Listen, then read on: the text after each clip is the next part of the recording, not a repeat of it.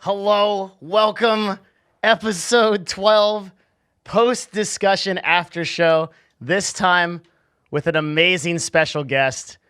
We have Koibu here to discuss with us Gnomes, Tomes, and Catacombs. I am just about to bring him on screen. He is in the call. What we're going to do is we're going to do a quick episode recap, and then you guys can ask your questions. You can ask your questions to Koibu himself on Discord DG/Malixia first and most importantly.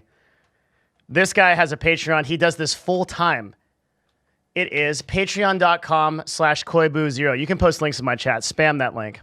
This is a guy you want to support. He does D&D full time and has all kinds of awesome shows on his Twitch channel, twitch.tv/Koibu. Koibu is an amazing DM and also, as he proved today, an unbelievable therapist. For some of the stronger personalities in our party. Oh, man. Let me see how I can window capture you here. Let's see. I don't know how you pulled that off, man.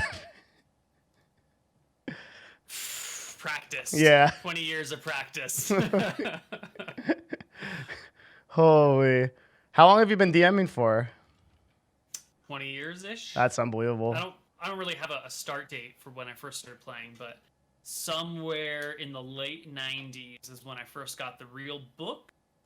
And then from there on, sort of alternating DMing and playing with my friends. I do a show called Dicing with Death with this guy, Ryan. And we've been playing together since the beginning. Like, we started as kids, and we've just continued to do one-on-one D&D sessions until now. And that's where really I cut my teeth on D&D. That's awesome. I feel like in the same way, but from the player side. Kind of like did the same type of thing. Just spent thousands of hours going through the player side, and yeah, that's really cool.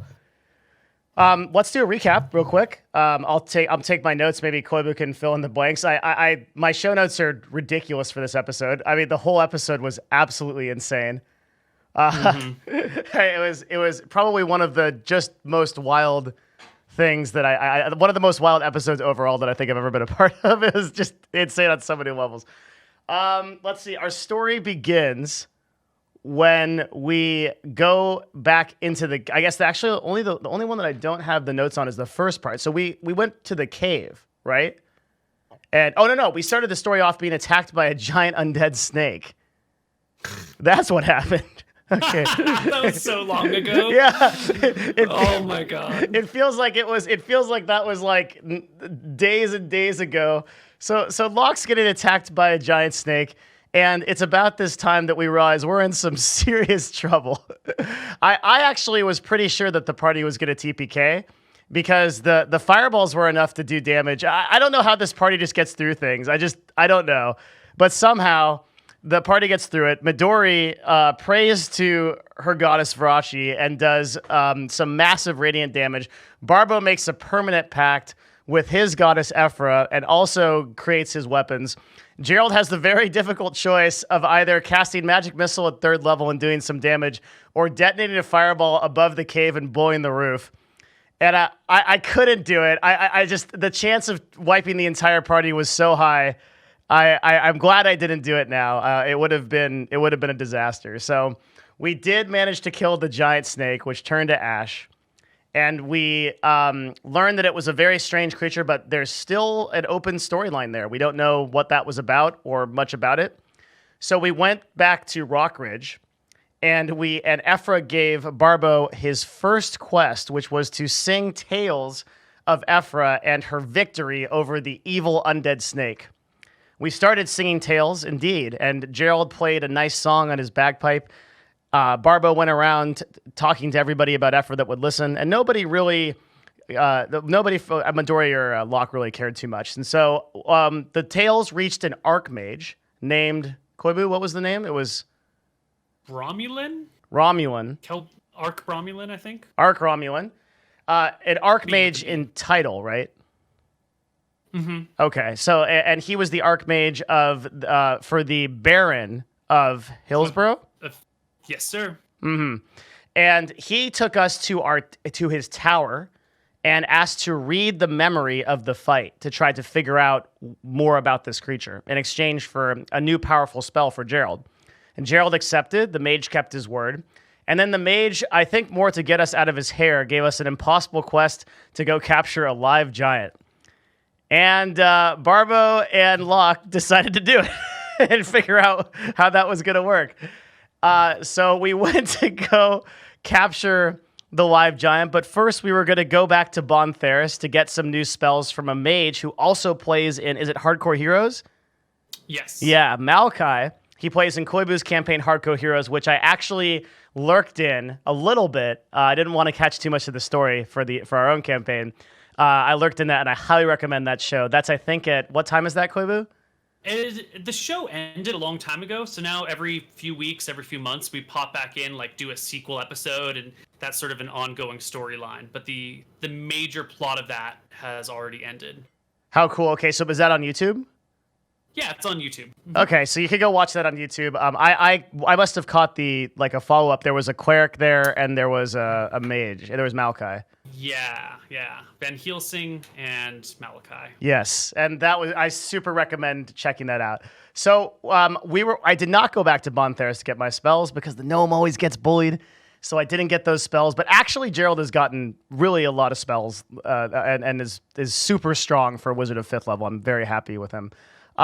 So we did not go back to Bon Theris. Instead, we went into the cave to try to go get some giant hands because the sheriff of the town was paying us 500 gold per hand and didn't believe Mooten when he brought in a giant bone to try to convince the sheriff that was a new giant. He thought it was the same giant as the one that Mooten brought before that was just his dick. So, so we decided to go back to the cave. The giant, we find the giant immediately hurling rocks inside the cave. I have the idea out of character to prepare a web spell to catch the rocks that are incoming while we chop off the hands of the children and the wife, the dead giants that we killed the last episode. We chop off the hands of the children and wife while Gerald catches rocks with web spells so that the giant doesn't kill us all. And it works somehow. And so with the last web spell prepared, we shoot the web at the giant. The giant gets stuck, rolls incredibly bad for like 3 rounds. So bad. It was like 5s the entire time? Mm-hmm. Yeah. Mm-hmm. Then we toss a grease on the giant, and he just gets completely screwed, and we escape. But, and this leads us to, I think, which is the kind of apex of our story, the tension between Locke and Barbo is increasing, and it is coming to a boil. Locke has been dealing with Barbo's debauchery for several episodes. Barbo has been dealing with Locke, who won't move an inch on any issue, and it comes to blows. It comes to a duel. Koibu loads up the cowboy music, which I loved. That was a great detail. And Locke beats Barbo in a duel with no problem at all. I don't even think Barbo got a hit, or maybe he got 1. Because Sentinel is viciously OP, and Variant Human Polearm Mastery is disgusting in 5e. I think Barbo might have gotten 1 hit, but Barbo gets pinned to the ground, and he then attempts to leave the party. Gerald plays a happy song. Midori tries to convince him not to. It doesn't work. Barbo doesn't leave the party, and we go back to town to turn in the hands. But the battle is not over.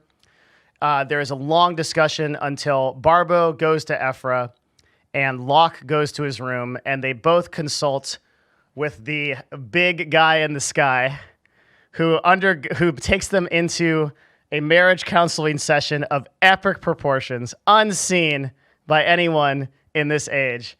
And somehow the big DM guy in the sky manages to convince Barbo and Locke to give up their opposed ways and come together as friends, and they do.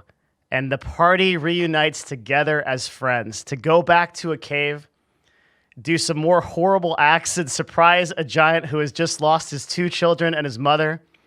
and fight him, and not only beat him, but cut off his legs and arms as well to deliver him to a wizard who basically just told us to do that, thinking that we were not going to do it. And we bring back a live giant on a giant cart with his legs and arms cut off and cauterized to be interrogated by the wizard, who more or less just wants to get us out of there as fast as possible.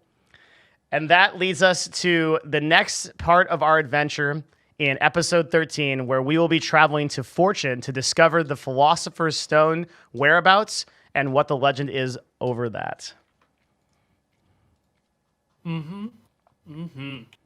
So how would you like to proceed from here? Well, there's a Discord channel with all of the questions that people have been asking for you. And I think some of them are great. And I'd love you to choose the ones that you're interested in. Just kind of like look through it and we can get rolling. And if you want me to input or anything, let's do it. Yeah, I guess I'll just start from the top and see how far we get down. Sure. And I think, I'm going to mostly hang out because I think people really, this is a rare opportunity to get into your mind and for people to hear from you. And I'm as interested in this as everyone else. Well, if you have any questions to add on or things that you'd like to pull out, I might skip a few, but if one of them personally interests you, go ahead and bring it up. 100%. So to start with, Spearmint says, I also like to know what kind of work you did or expected to do before being a full-time D&D guy. I used to be a front-end web developer back in San Francisco, and before that, I ran my own sort of like tech consulting business way back in the day for corporate real estate developers and sellers. It was less fun. And this is 100% what you do now, right? Yeah, all I do is Twitch stream a D&D for the last 5 years. That is just 6 so years? cool. 5.5 years? That. Let's see. When building out a world and a political base for that world, how far down the rabbit hole and of what type of world that has... What? Hold on. How far down the rabbit hole of what a type of world that has people in it that can literally speak things into existence looks like do you go? I have no idea what that question means. So I think what he's asking is... How do you rationalize the kind of craziness of D&D? People like talking animals and people who have crazy spells and can do almost anything. Like, how do you rationalize that in trying to build a realistic world where you're trying to kind of make everything mesh together? Like, how do you as a DM sort of like figure that out? Well, that's sort of kind of the purpose of everything I'm doing, because we've got all these different campaigns. They're all set in the same world, and the idea is that each campaign adds to the history of the world and that builds on top of each other. So for me, the next however many years I'm Twitch streaming is this question, essentially. Like, we are going to build a history for Arcadia and for Solemn and all these other areas based on player actions and player decisions, with the understanding that the player characters are going to probably be the biggest, most powerful, most influential characters in the game, and that's why we're doing a story about them. And then anything else is of lesser power around. There'll be a few NPCs here and there, and you'll need some set assets ahead of time, but generally I follow the principle of, unless it's happened in-game, it doesn't necessarily exist. So that gives me a lot of wiggle room. And what was the other principle? I had two ideas.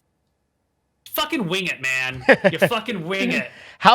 Use the players as an example. How much of it is like, one of the things that I'm actually wondering, kind of like based on your world building, how much of it is like a plan, and how much of it are you just like literally improvising because the party does some crazy shit and you're like, okay, and then you just like do a 180?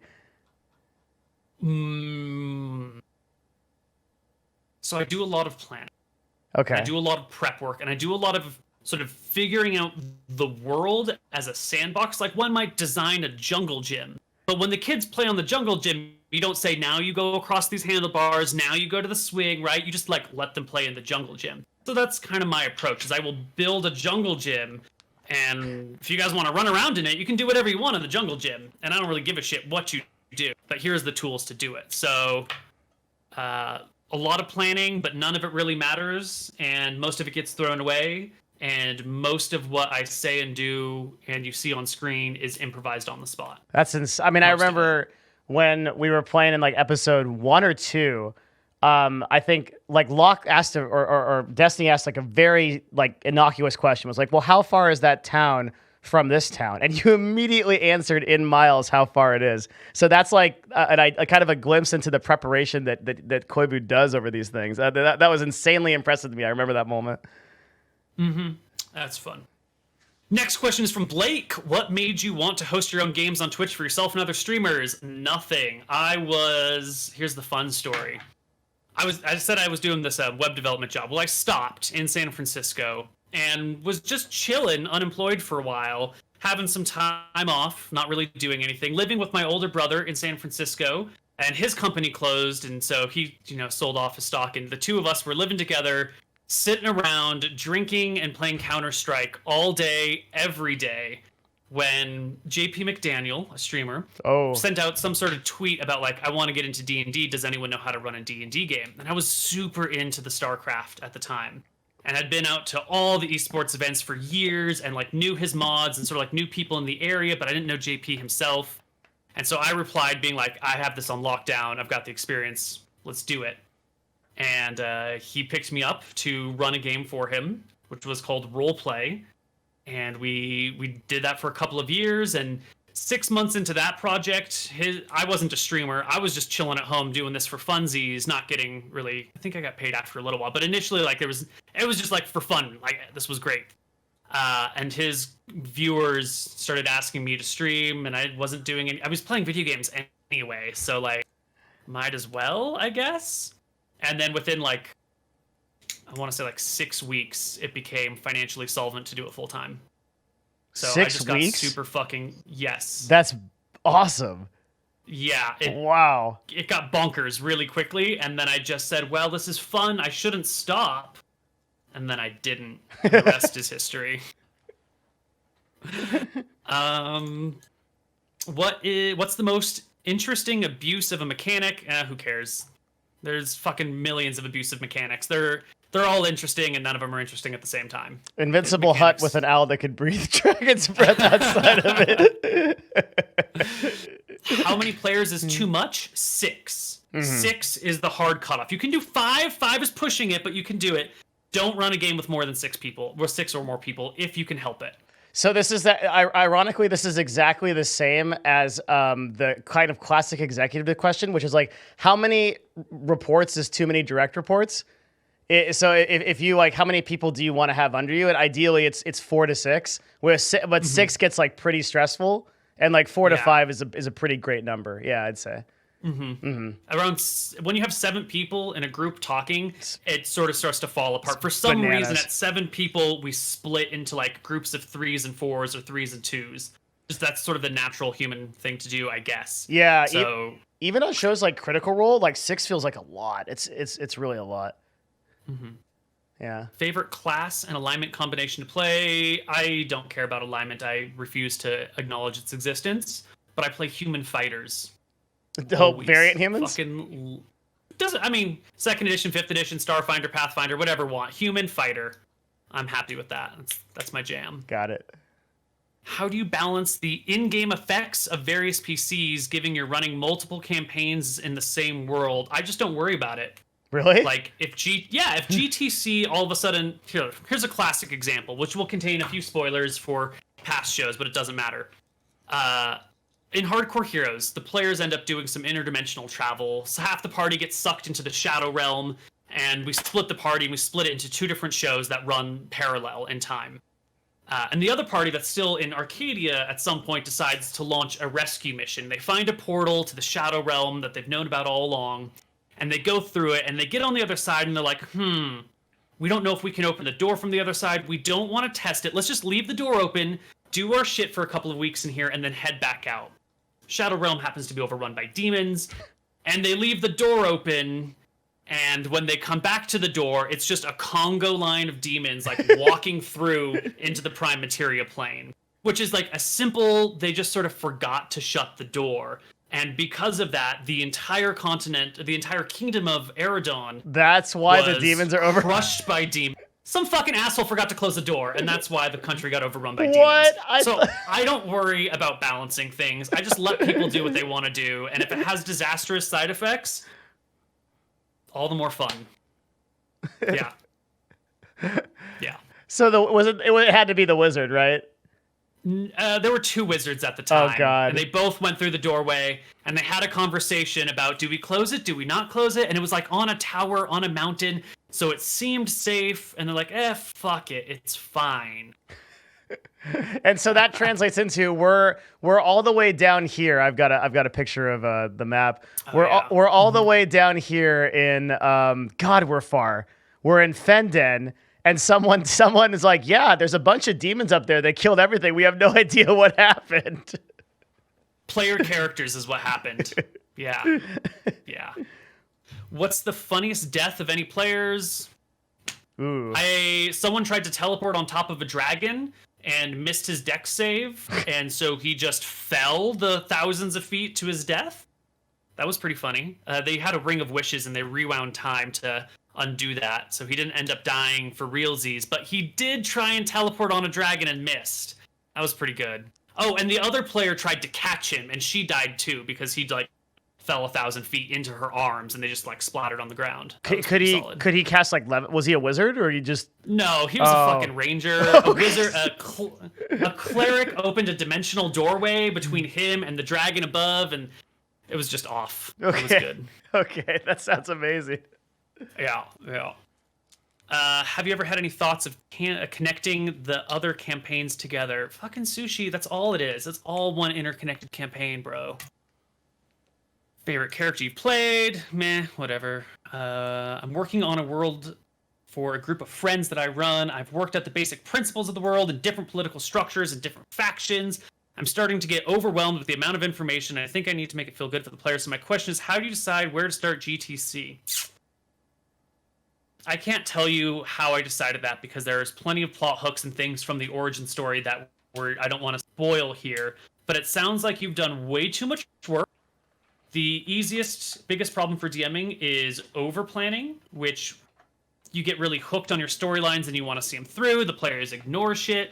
Don't plan it out. If you want to run a game, then of course you can do anything you want. But generally, just try and plan out what you need for that session without doing too much. It's like starting your own business. If you I'm going to start a web development business. So immediately, I'm going to buy web hosting. I'm immediately going to get my business license. I'm immediately going to pay up all these upfront costs that I know I'm going to need. It's the wrong way to go about it. If you want to run your business, generally speaking, you wait until you have to pay a cost before you pay it. Same thing with D&D. You wait to invest the time to plan your shit until you need to do it. Did that make sense? Totally. Yeah, it's a great answer. Yeah. Mm-hmm.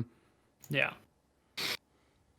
Blah, blah, blah. How much time is spent thinking out the potential scenarios or outcomes for pre-constructed missions or quests? Dude, I don't pre-construct missions or quests. Most of this shit is on the fly. That is insane.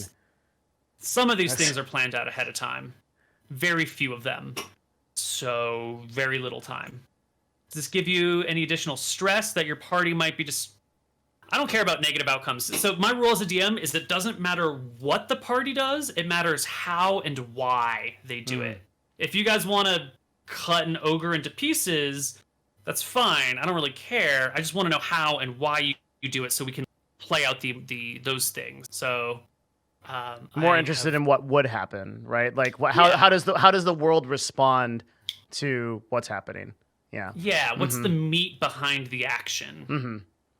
Have you ever run ranked campaigns outside of Roll20? I used to do it in person, which is 100,000 times better than doing it online. If you can run a game or be in a game played at a table with people directly face to face, do it that way. Please do it that way. What do you think the difference is? Is it the feeling, or what do you think It's the ability to communicate with people. So if we're all sitting around the table and Midori is telling me, well, here's this prayer that I want to give to my God. If we're all in a Zoom call or whatever, you guys all have to be listening to that or looking at shit on your browser. If we're at a table together, Midori and I can talk, and the 3 other of you guys can hold your own conversation on the side. But also when you're talking to people, you actually see them, right? Usually, I don't know about you guys, but when we're in a call, I don't always have the Zoom window open. I don't always see you. And being able to constantly see people and see body language is super important. And communicating with a person face to face is way easier than over the internet because of body language. So much gets said by what you do and how you do it, and the ability to lean over here and do that. Also, in an in-person game, when there's like a confusion about what you want to do, you can get the person and be like, well, show me. And then, like, we've had examples where one of my players wanted to climb on the back of another person and jump at a giant. And he was like, oh, it's really easy just to run up someone's back. So we went out into the front yard and had him try and run up somebody else's back for like 20 minutes, which was amazingly fun. And of course it didn't work. And we're like, okay, well, that's how that rule works. Cool. And we came back in and changed it. So being in the same location with someone allows you just to be more immersed in everything. That's awesome. And then you order food together and you're having pizza and you're having drinks and the whole conversation gets distracted. And in 8 hours of playing, you only play D&D for 2 hours, but it's so much more fun. Yeah. That's awesome. Blah, blah, blah. Is there a setting or style of show that you wanted to do? No. I sort of had a thing that I wanted to do, and the party went in the exact opposite direction. But I'll just save that concept for later. And I won't tell you what it is because it would reveal story details that are not obvious yet. How has GTC surprised you the most? Dude, they're playing like good characters. Like Locke is a good person at his heart. I've never seen it before. I didn't think Destiny was capable of it. He's doing the right thing for moral reasons. It's amazing. I'm blown away by it. Yeah. Blown away. So the way that the characters have evolved has surprised you the most? Like everybody getting into character? Yeah. You guys many of you seem fairly new, but you've all gotten in really deeply. I know you have a lot of experience, but like, I've been very impressed with the play from the players. Specifically, I don't want to, God, you're all so good. No, you've all been fantastic. You've all shined in different ways, and I'm very impressed and very happy. I think it helps that you guys are all friends with chemistry already. Yeah, I think that's good. I think there's something kind of like special to be said about everyone. Lily really, like I think from episode 5 and on, when she really got into her character and started to kind of like figure out Midori, you could tell she started to have fun and was just like so passionate about the show. It's been such a cool experience playing with her. And Barbo has like really started to focus on being true to his character to a fault, right? He's become like really amazing with that. And I think Locke is getting into character, like you said, and like being a real just being like this is what my character would do. This is how I would respond to these situations. Really thinking about how he interacts with the world and like bringing up these things that happen to his character. For people that don't have experience in Dungeons and Dragons, it's so cool to see people breathe life into your world like this, right? Like, because a lot of people, it's hard for them to think, I'm a character in a world. I don't effectively exist in this boring Earth place. I exist in this fantastical realm that my DM has created. What would my character do? It took me like hundreds and hundreds of hours of playing Dungeons and Dragons to do that, and maybe thousands of hours of role playing. And for them, it's come so naturally and quickly. It's just awesome to see. They're really good. Yeah. I already answered those. How do you as a DM handle a player that is not having an enjoyable time with the game?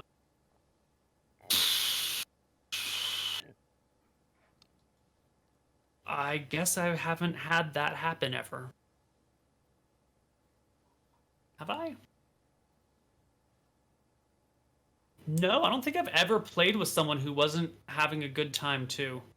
He uses a specific example. He says in episode 5, I think you actually did something that was pretty cool.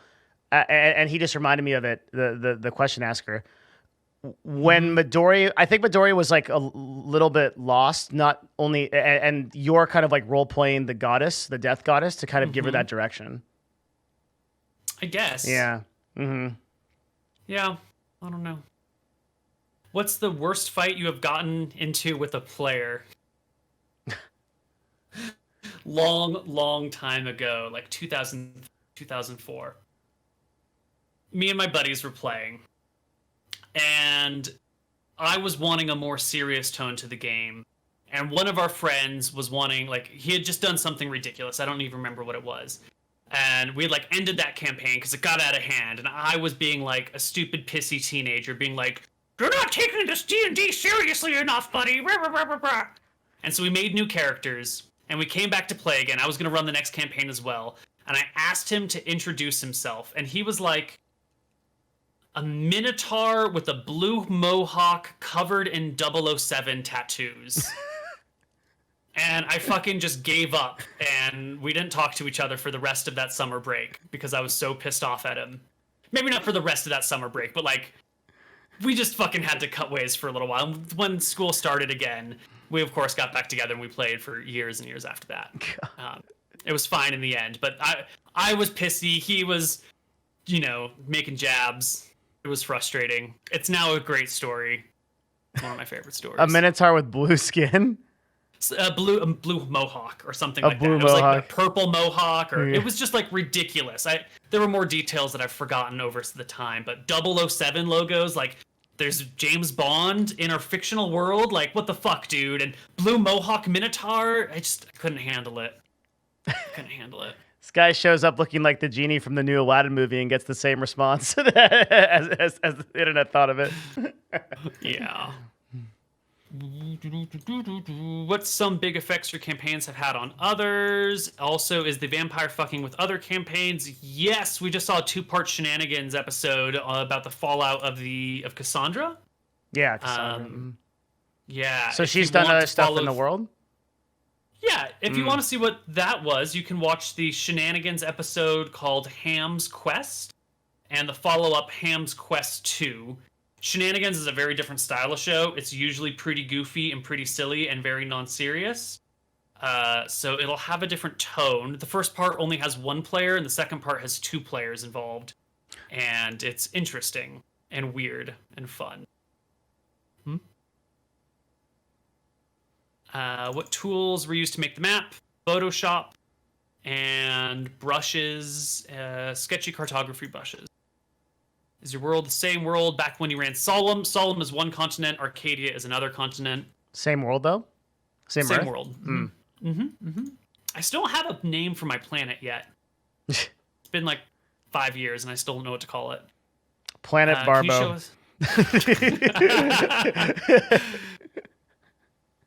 Can you show us an edited version, episodes chopped up into 20 minutes or so videos, or at least a spot with all of the episodes so far? I'm not going to put together a recap episode for you on the fly, buddy. Beyond the scope of this project. That's a lot of work, yeah. Yeah, buddy. It's already who maintains the wiki? It's already an amazing amount of work. Whoever does that. McTacky almost single-handedly maintains the wiki. Oh, that makes sense. He has just recently got a few other people to help him out, and they've been adding to it and really working on it, and it's a beautiful thing.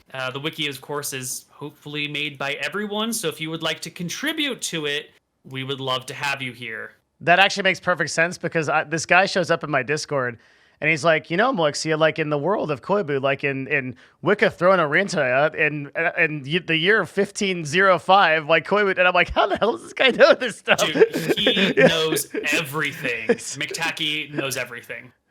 Yeah. That's awesome.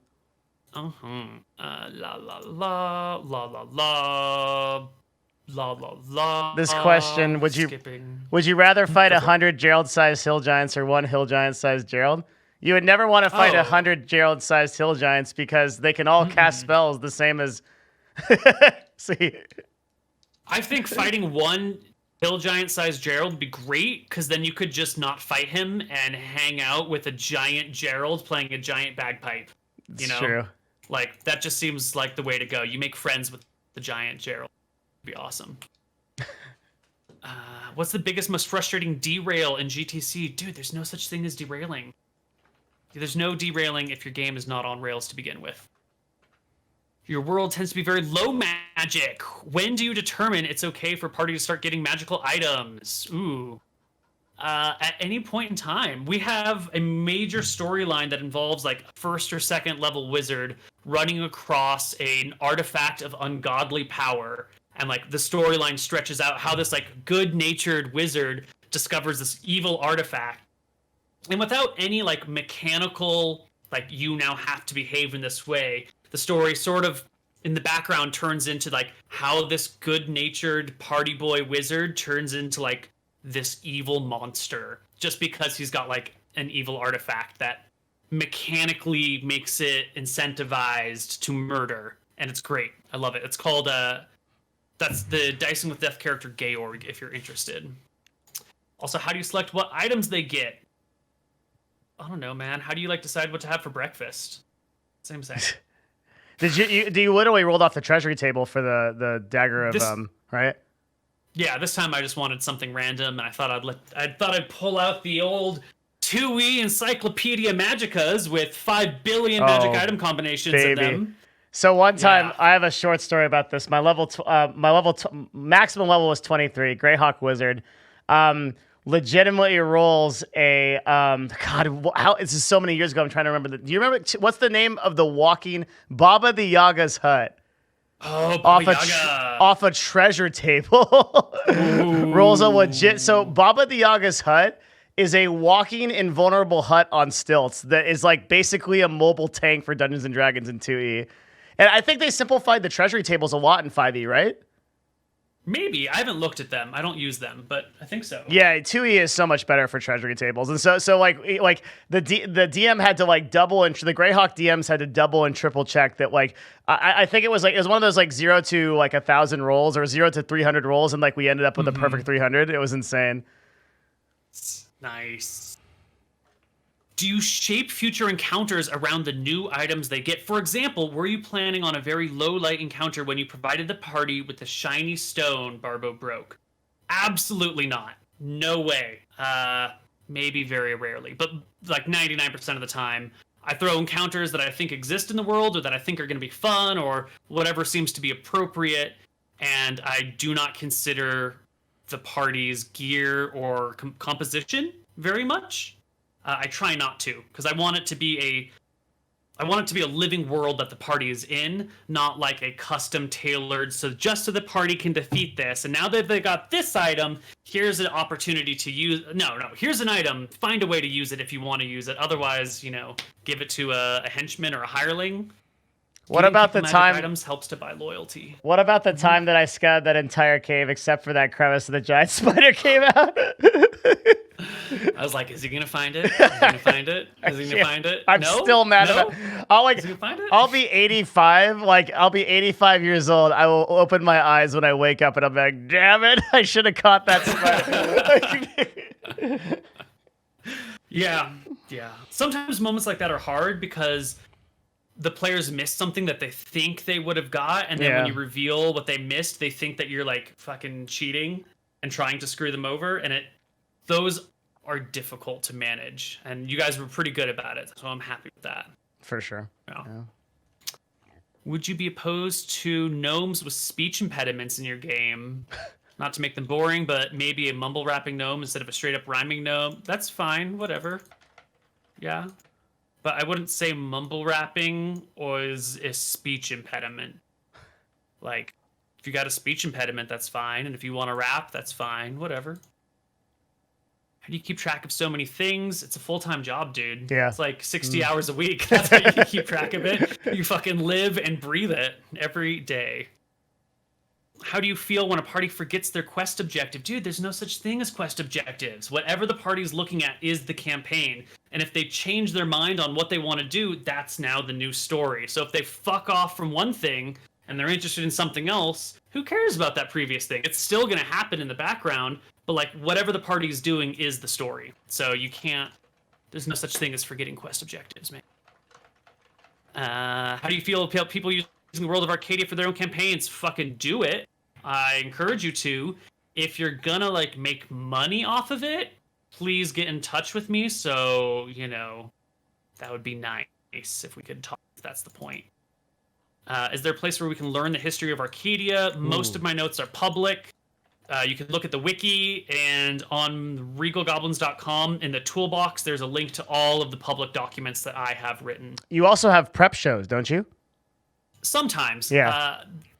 I've slowed them down because there's so many campaigns that I'm running now, so we don't do them as often. I'm getting a little stressed and burned out, and so I stopped doing so much planning publicly because I run like 4 campaigns a week and then playing 2 more, so I need a little bit more me time. Yeah, 100%. That's so much D&D. Yeah. My God.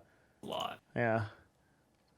Koibu, does it ever feel bad killing people's characters? Yeah, it feels terrible. Every time a PC dies, I'm like, ooh, I should have stepped in and not let that happen. Oh well. And I feel bad. I feel really bad every time one of my players dies. But I do it anyway. It's my job. Were we as close to a TPK on that fight today as I thought we were? I was gonna Locke get was out. dead, making death saving throws. All you needed was 1 more to fail. Yeah. Midori was 1 hit away from death. Barbo was 1 hit away from death. You would have been fine. Yeah, I would have fit. Yeah, I would have disappeared. Yeah, that would. Actually, God. I think in retrospect, I forgot one thing. I think Destiny was supposed to take damage while he was being eaten by the snake. I think it deals 5 points of necrotic damage to you around while you're inside of it. So that would have forced a further failed death saving throw. No, it would have been fine in the end. Yeah, maybe. No, it would have been fine in the end. Mm-hmm. Yeah. Yeah. God, that's crazy. Yeah, we were so, and that's the real one was, and I think one of the craziest things I've ever seen in D&D was that skeleton fight.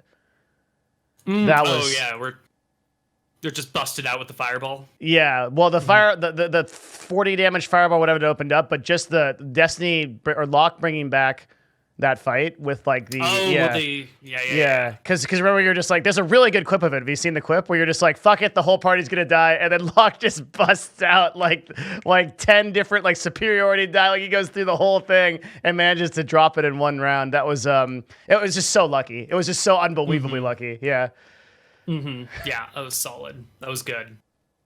Most fucked up thing a party has done. Well, it's either what we just witnessed. Or oh God. In Shenanigans, we had an episode where they were trying to make a love potion, and part of it was they needed tears from a freshly broken heart. And I kind of thought that they would just like, romance someone and then break up with them. And instead, they also needed like a puppy dog tail or like one of those like fluffy sort of like good things. And so instead they got a bunch of puppies and gave them to this like poor peasant girl and let her play with them, and then came back a few days later and like held her in place and murdered the puppies directly in front of her, and then cut off their tails. God. And then captured her tears and took the puppy dog tails and used it to make a love potion. That was pretty fucked up. That's insane, dude. Yeah, I know. That episode is entitled The Dark One or something like that. It was bad. Guys, they were really bad.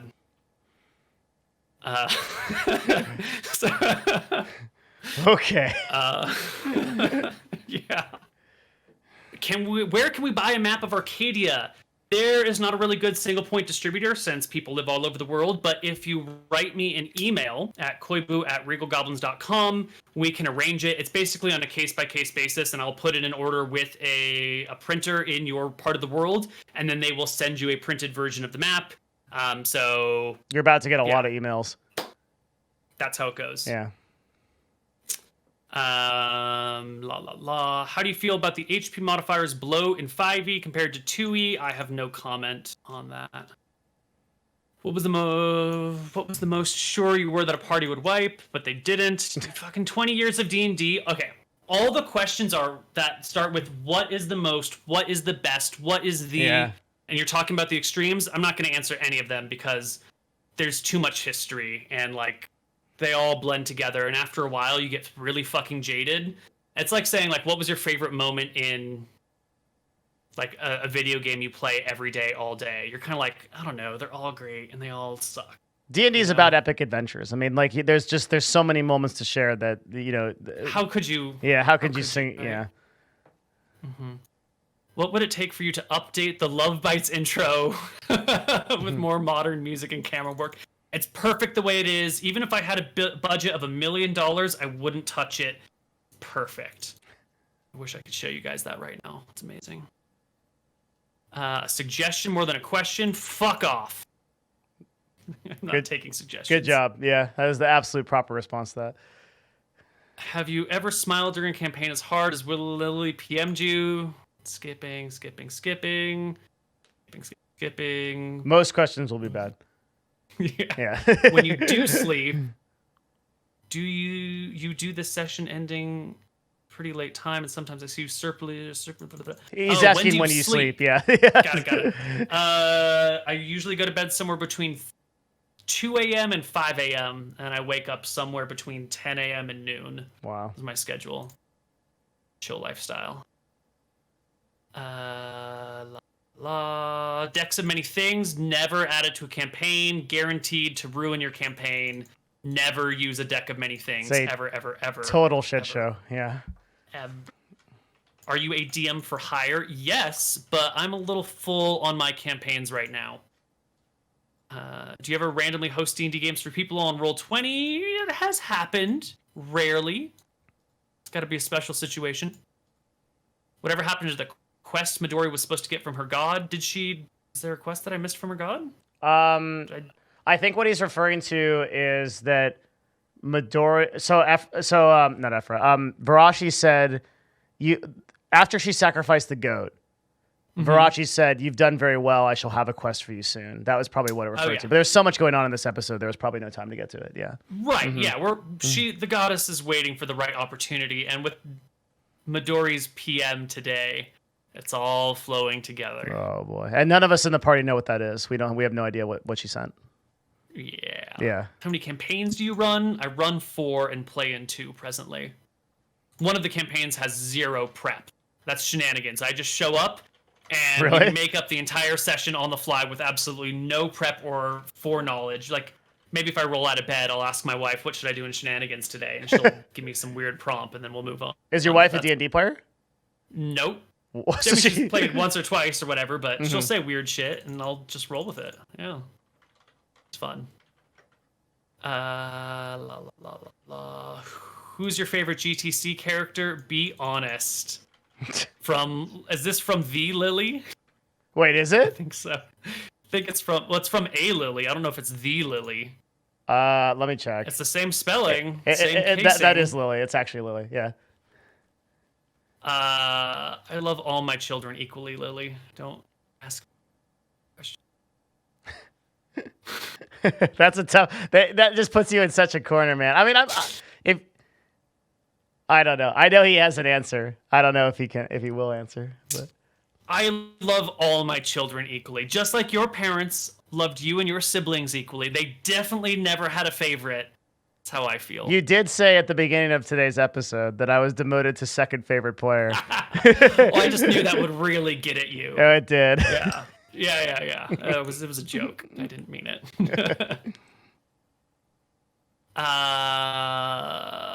How up to date is Koibu with Destiny's antics outside of D&D? 0. Don't. Complete bagel. I give you some great advice. Keep up with your already way too busy full-time job, because it's another full-time job to understand all the bullshit that Destiny goes through. Yeah. It's fine. Will we ever see Dalamar again? Absolutely not. That was rookie mistake, bringing in an NPC from a book that I read as a kid. Dalamar the Dark. Ever. Yes, sir. From Dragonlance. You know your Dragonlance. Oh, yeah. The Raceland's Apprentice. Dalamar is an awesome character, and Dalamar the Dark is such a good story, dude. Oh, the Sylvani Elf. Yeah, I remember that. That was so the reason why I play a wizard in every MMO, every game, and everything that I can do is because of the book Dalamar the Dark. Somewhere back. This is I don't know if you can see the shelf down here, but this is my 2-deep shelf of Dragon novels. I totally can. Is one of my most prized possessions in my life. It is the Dragonlance Chronicles in beautiful gold leaf hardback cover with annotated notes in the sides about the original author's intent, including all of their notes where they're talking about how this started out as a D&D game. So when you see Raceland cast this spell here, you know he's a second level wizard from this position. Yes. Do you remember when he slept the goblins in the one of the very on the boat? Yeah. And he pulls out the rose petals, which is the spell component for sleep in second edition. I love you so much now. That is amazing. Yeah, I had that was exactly what inspired me to be a wizard, was that entire storyline. Mm-hmm. Yep. What do you recommend to do to people who want to start playing D&D with no friends? LOL. Some online hub for finding parties. Well, you can check out my Discord. We have a Looking for Games channel in there that our mods curate, so it's just posts of people who are looking for players or looking for a game to join. What is your It's a great Discord? place to start. So I can link it. Discord.gg/Koibu? Maybe? Is it? Does this work, chat? I don't know. I think it used to be Regal Goblins, and I changed it to Koibu. McTacky's got the link. I'm going to repost it. Okay, cool. Yeah. Sweet. So that you could check there. You can just check the Roll20 forums and try and find a group that way. It's a little harder. You can hire a DM. Dark Galaxies Gaming has like professional DMs that you can play under, and it's like I don't want to give them a price quote here because I don't remember, but it's like $5 or $10 a session. That's so cheap. Oh my god. You got people who are playing every session with you, who are putting in a little money so that they're all going to show up, and that's a way to go about it if you like. I think they usually do railed storylines, though. I don't know for certain. Or there's the also best way, subreddits. Yep. Particularly for, I know this because Shadowrun is, I've mentioned before a lot of times, is my absolute favorite universe. It is so hard to find Shadowrun games. I live in like the actual place where Shadowrun happened in Seattle, and it's impossible to find games here. So if you there's subreddits that are specifically made for, I know the Shadowrun ones is stuff like ShadowNet, but there are D&D equivalent subreddits. If you type in D&D subreddits, you'll be able to find active campaigns, and there's a whole registration system that you can roll a character, and you can be a persistent character in multiple campaigns that are hosted on the subreddit. It's awesome. Oh, that's pretty cool. Yeah, super cool. Because you get to keep that. You don't have to keep rerolling characters. You can play like a character from level 1. So in Shadowrun, there are actually like prime runners, like equivalent of like level 9 D&D characters that like run around these worlds and are persistent in it. Yep. Dicing with Death seems interesting. Oh wait, one other. The best way I would encourage you to find a game to play in would be to look at your local game shop, even if it's in like town a few miles away, and they'll usually have an RPG night. And I know a lot of us are awkward nerds who don't like going into places that we don't know, where there's people we don't know, but fucking show up to one of these things, or just show up to the game shop and ask them when their RPG night is, or their D&D night, or whatever. And they'll have groups that are putting parties together around, and there will be a way to get in, and there will be new people that you won't know, and it'll be awkward, but once you get past your initial nerd awkwardness, it'll be great fun. I highly recommend that approach. Really worth it. Dicing with Death seems interesting. Do you find it more fun playing or DMing? I love to DM. Playing is fun, but I've become so like ADD from DMing all the time that as a player, I need more to do. Do you ever worry that either of you is incentivized to kill each other? No way, man. Dicing with Death is the game I've been running with Ryan. We've been playing for 20 years together. We broadcast these days on Thursday mornings. We're like this. We've been learning D&D from each other forever. So no incentivization to kill each other, but also no incentive to save each other. Like we just let it roll. How do you make a one-on-one D&D? Let alone play one? You just have one player and one DM, and then you just play. Yeah. Could you explain why your long rest is 7 days? Oh no, the bait question. God, I've gotten this so many times. I'm going to try and tone it down to a shorter answer here.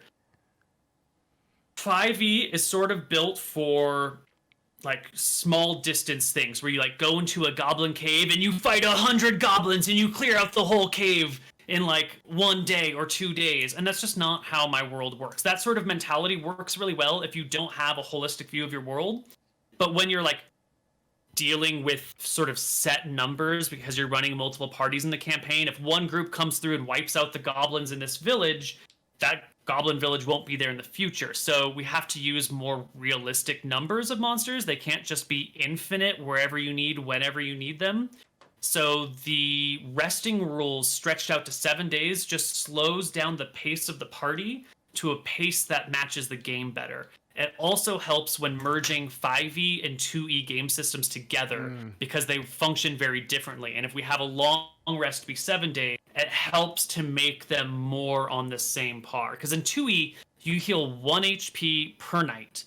2 HP if you've got a healer, 3 HP if you've got a healer with herbalism involved as well. If you got a cleric, that'll fix things as well. So we got to make sure everyone's operating at least on the same book, if not on the same page. That's actually an insanely sensible reason that I never realized. I never heard you answer that way. Because like once I just thought of it. Yeah, it's really smart because like, well, if you go to Hillsborough now and you go to that cave, there's not a giant in that cave. There just isn't. Yep. So another party is not going to be able to encounter that giant. Yeah. Side story, those giants that you guys slew in a Dicing with Death campaign were recruited by one of the hobgoblin who was in that hills as well to start a war against Redport, the town furthest to the east. Oh.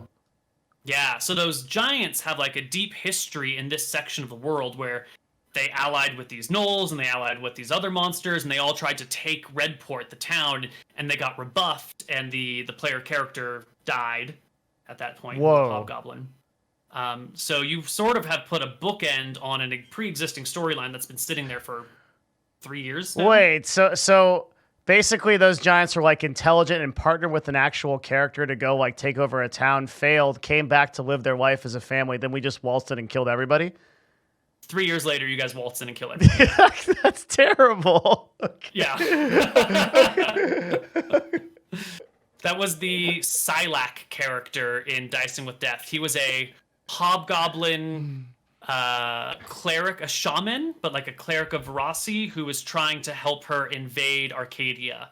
And it didn't work out, and she abandoned her attempt after 2 player characters tried to help her out. What was the private prayer Midori made to her goddess? It was that all people whose names are Niv should be banned from my Lixia's chat. Unfortunately, her goddess hasn't quite, given it to her yet, but she's close. Tucker Z, boys.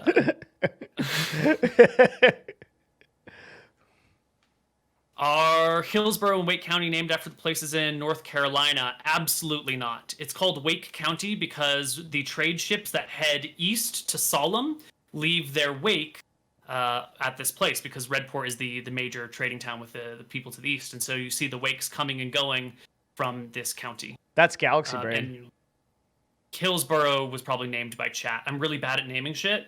And so when we made the map, we let chat name things, which is how we got most of our names. La la la, la la la. How do you get players to buy into your game? I don't know what that means. How do you get new players into role-playing instead of treating the campaign like Skyrim? Just don't treat it like Skyrim, just treat it like D&D, and then you don't have to worry about it being treated like Skyrim. But I don't know what buy-in means. Do you, Alexia? Devin? Yeah, I think what he is trying to ask is how do you get players kind of immersed in your campaigns? And I can answer this as a player in Koibu's campaign. It really helps when you have a whole world that is already in existence. So imagine popping into a world like Skyrim, but you aren't a person playing the video game, you're actually in Skyrim. It's not just it's so much different as a player, having played like thousands of hours of D&D, to go into a world that is pre-constructed, that is operating outside of you, right? Our party, the Barbo party, whatever we call ourselves or whatever, we could exist in Koibu's world, but if we don't exist in it's Arcadia, right? Mm-hmm. Yeah. Mm-hmm. If we don't exist in Arcadia, the world is still going. The world is still happening. History is still proceeding. So we aren't, there's a certain mindset. It's like, we aren't the focus of Arcadia. We're in Arcadia, like playing out a story, but Arcadia is happening. And when a player feels like there's something bigger than them in the world, they get inspired to be more immersed in it. And that I think has been a huge part of why all of us in this campaign have gotten into this world so quickly. Mm-hmm. That's a good answer. Yeah.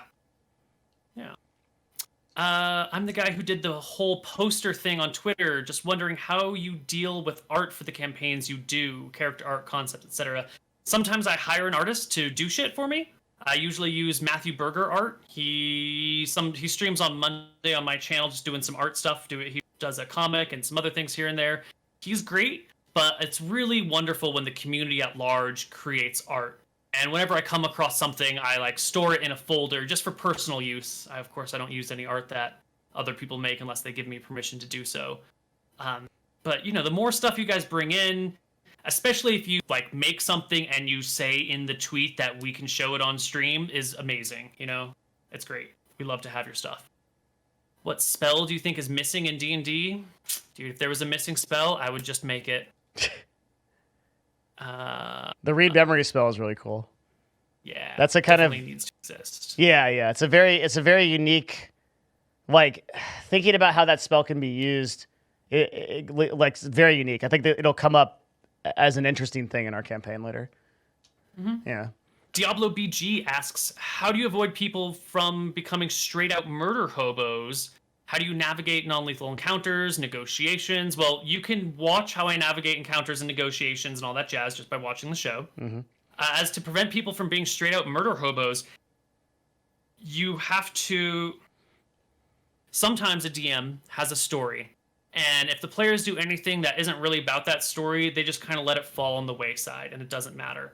If you want to make the players think about their actions, you have to give consequences to their actions. So if they go around murder hoboing, it should have an effect on the world. Like if they murder people and eventually they'll be seen and there's going to be a reputation about them. You guys have brought in this like dismembered giant into town. Everyone stopped. And I think you noticed, hopefully, that I said like everyone watches you as you walk through town. We had some dramatic music playing and the guards were spitting on the giant. Like you guys are now known in that town, possibly in that entire county, for who you are. And you're going to be associated with dismembering a giant for all time in this. So that is the reputation the party has, and it might spread from there. Eventually, it's going to reach back to Locke's family, and they're going to hear what happened, and God knows how that's going to play out. So that if you is want people to crazy. Not be a murder hobo, you give consequences to their actions, even the ones that aren't like in line with the story, And I think that's another part of being a part of such a full world, right? Is that, if you try to kill everybody in town, there's this is a classic Shadowrun thing. One of my favorite things about Shadowrun is like if you're just like, have you played a lot of Shadowrun, Koibu, or like encountered it? So Shadowrun is basically Dungeons and Dragons in 2070 something but magic's returned to Earth. So it's the exact same world as we exist in now, but with full magic. And so Shadowrun's a world where you can imagine like, if you were going to do something like you're going to go into a corporation and you're going to go like steal something, right? Well, the police are going to come. There's a SWAT team. There's sniper teams. There's things like, right, things happen. So if you go into a town in Dungeons and Dragons, if you go into, I don't know, like what's one of the capitals in one of your, if we go into like Wicthron Rarenta. That's a long name. How about Crownhold? Yeah. Sure, yeah. Crownhold. Yeah, if you go into Crownhold and you start slaying guards, they're gonna send guards.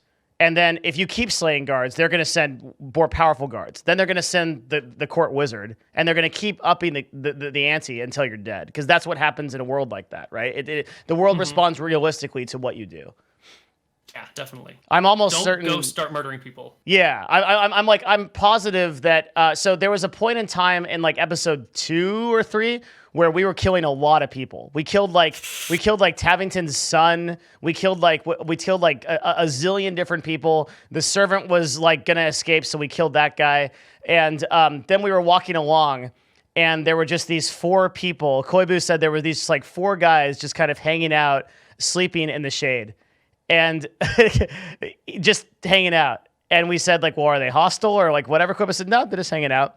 And then we said. And we like had to make a decision, and we walked by, and then Koibu said, they do nothing. They just hang out and they nod to you. Just wanted to see what you guys would do. And I was 100% positive that those were all polymorph adult black dragons, dude. Like, that's like... Yeah, sometimes you got to keep the players on their toes. Make random rolls that mean absolutely nothing. Just be like, really? Okay, let me get this D20. But like really I just picked up a D12 and it doesn't matter what the fuck it rolled. Like you gotta keep the players sharp. Gotta poke them. Oh yeah, those random dice rolls are the scariest thing. What's he rolling? I'm in a campaign with some friends and I've been wondering how can I become a good GM? Do I need to buy resources or have lots of experience with various mechanics of the game? Absolutely not. This is not a pay to get good at game. like anything of importance in life, the way you get better is by spending time on it. The more time you think about the game, the more time you spend playing the game, the more time you spend prepping the game, the more time you spend like reading manuals or just like daydreaming about it or watching things related to it, the better you're going to be. Practice makes perfect. So don't sweat it. Make sure to improvise a lot of things and get good at thinking on your feet. Your motto is fake it till you make it, and then you'll realize everyone is faking it at all points in time. That's brilliant advice for life in general. Yeah.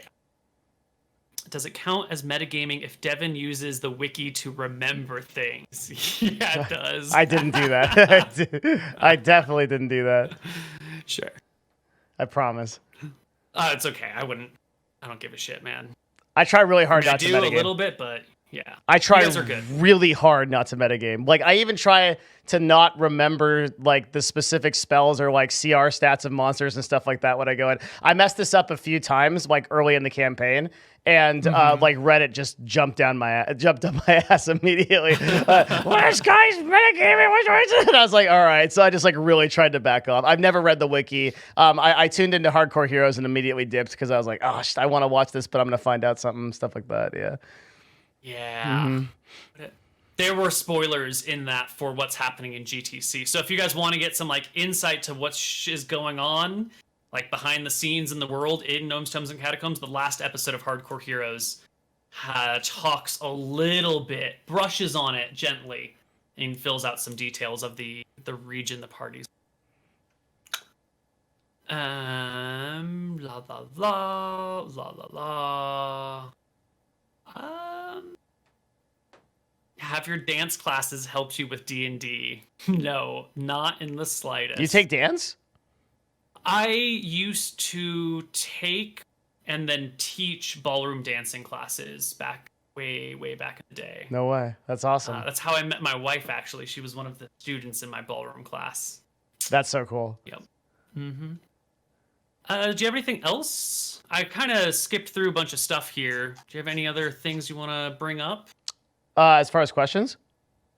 Yeah, I haven't read Twitch chat in the slightest this entire time, so I don't know if you've been scouring at shit.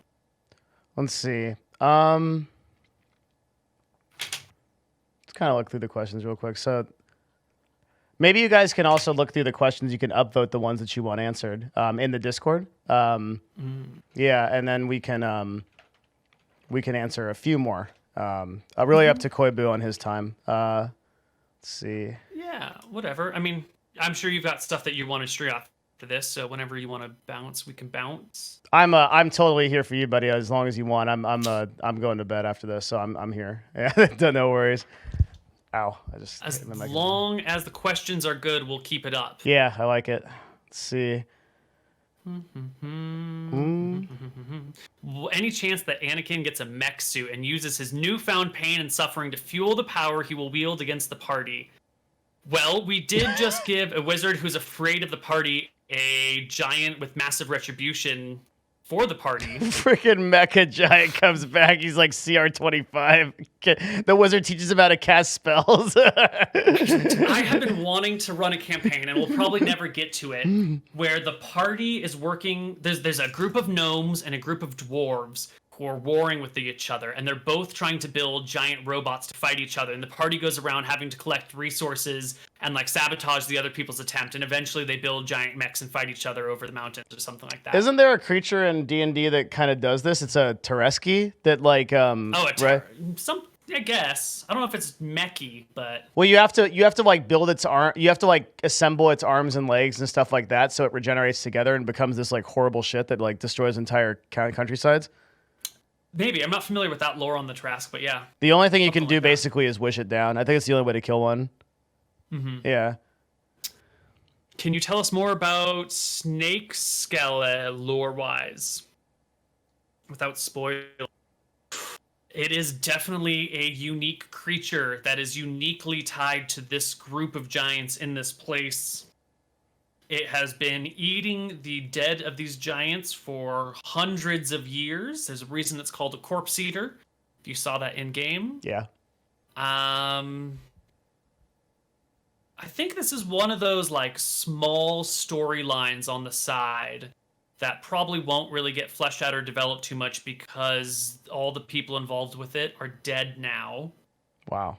So probably we won't get any details because the party killed all the giants. So it's not there to interact with anymore. As a rule for players, if you enjoy something, don't kill it. You know, if there's something interesting, don't kill everyone involved with it. If there's a cool NPC, like even if you don't like that NPC, don't kill the NPC because then it's gone. If you have a relationship with a creature or with a story or with a town, try not to destroy that thing because ongoing relationships are really great things to have in D&D and they're really, really easy to destroy, much like your personal life. So don't burn your bridges, folks. I try very hard to kind of explain that to the party and just feel like I make no progress. Like, I don't know. In general, like, Gerald being a gnome is like, hey, guys, like, let's not do that. And everyone's like, shut up, dumbass. And I'm like, oh, okay. Yeah, it's kind of hard. I really like this question. How do gods function in your world? Given Barbo a buff in mid-combat, to what extent can gods influence the world outside of glowing clerics and warlocks' powers? You can answer that as much as you want to answer it. Yeah. Gods have ultimate control. Hold on. Their power is somewhat limited when they are not in the world. The gods exist as constellations in the night sky. When they come onto the planet, there's a period of days where they can be seen as a comet traveling from the stars to the ground. So you'll always know if a god is about to show up because there's a fucking comet in the sky. They work through their clerics and stuff. They have an obscene amount of power, especially when they're working through a disciple. What was the question? I've forgotten most of it already. So the question was, how do gods function in your world? And he says, giving Barbo a buff in mid-combat, what extent can gods influence the world outside of giving clerics and warlocks their power? Right. So clerics and warlocks are people that have made, well, I don't really deal with warlocks, but clerics have made a deal with their god to distribute their power through them. But anyone can make that deal. Like a cleric is just someone who has done that with them. Or devoted their life to that deal. Yeah. Right. So Barbo in this situation has said he will throw his soul to Ephra and make a long-term sacrifice for her. So yeah, she will look out for him as long as he works for her, but he made a fucking blood oath on his life. Yeah, that was kind of underestimates how big of a deal that was. Yeah.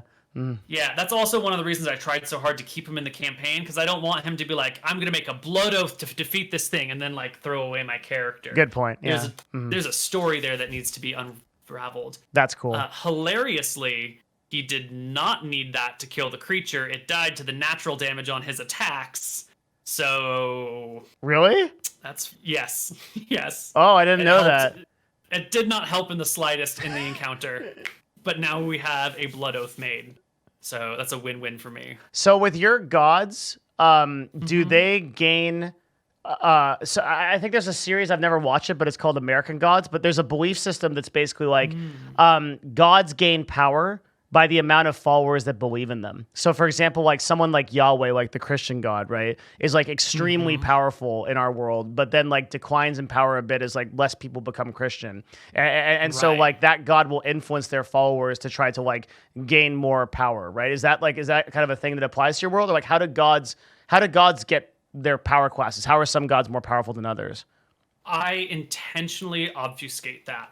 Yeah, I want the gods to remain like a domain of mystery that is unknowable.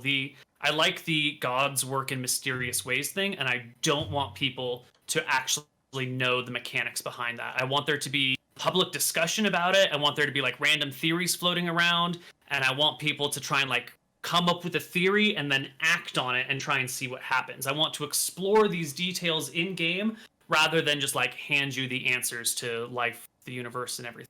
That's awesome. Yep. Is it possible? Go ahead. Go for it. You sure? I was just looking at a voted up one on Discord. Have you invented a class? Yes. For second edition, I have completely rebuilt the cleric class, the wizard class, the rogue class, and added a brand new necromancer class. It's fucking sick. I think right now it's a little overpowered, but it is so good. That is the Dicing with Death campaign that we're currently running. It's Malcifer. It's in Gadia. It's in the north. It's in the top right corner of the map. It's on a small island that used to be a kingdom of air, its own separate kingdom, but was recently conquered a couple hundred years ago. And he is raising the dead to reconquer the island and return it to its rightful owners, which of course is himself. And that Necromancer class is a lot of fun and really interesting, but it needs like a single player campaign because it's no fun. It's busted. If like, yeah, if there's like 3 players and they all have their 3-player action economy, and then there's like the Necromancer with 100 skeletons, that's just not very fun to play. You know, it's a power imbalance. I recommend that campaign heavily. Is it possible for a party to kill a god that descended on land? Whoa. Ooh, rumors go back and forth. The gods are mortal, the gods are immortal. Who knows? I encourage someone to make a character to try and kill a god. I wouldn't be surprised if this idiot party tries it. If one shows up. Roll initiative. I'm out. Yeah, okay, but who's your favorite character, Lily? With all the update votes. Okay, all right. Who's my favorite character?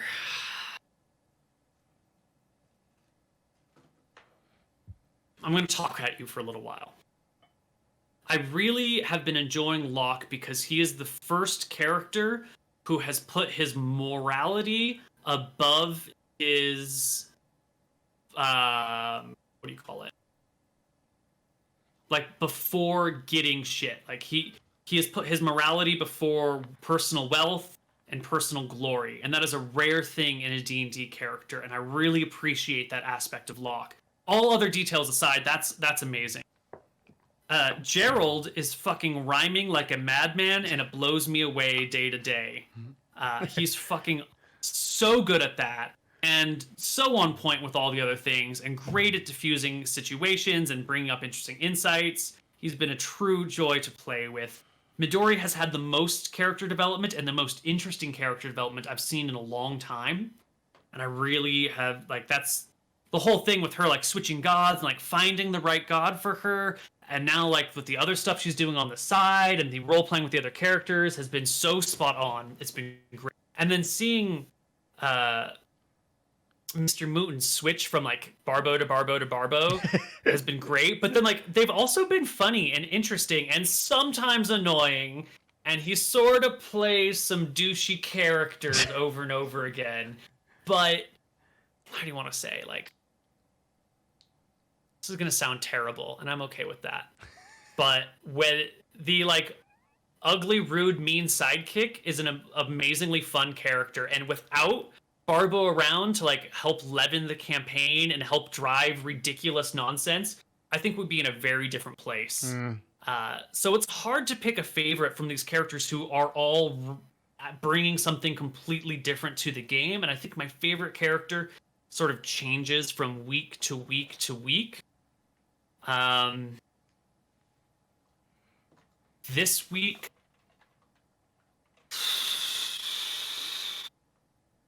This week, it is a 2-way tie between Locke and Midori. Ooh. This. Yeah. Do you appreciate the Barbo's sporadic donations? Yes. And he may think that I'm not tracking these things and nothing will come of them, but he's mistaken if that's the case. Try following up on some of these like wealthy donations in a few months when the money has had time to take effect in the local communities. La la la. How do you deal with homebrew? I brew it myself. Would you actually kill Locke if we raised 10K? Hold on, let me do a very quick financial. Fuck yeah, man. Yeah, that's like a year's worth of GTC in a single session. I'll take that. Sure. That's not hard for the Destiny community to do, and they have all the incentive to do it. Would they? Yeah, I mean, if you raise 10K, how do we want to say this? I'm not just going to be like, all right, guys, Locke is dead, moving forward. And that wouldn't be very much fun.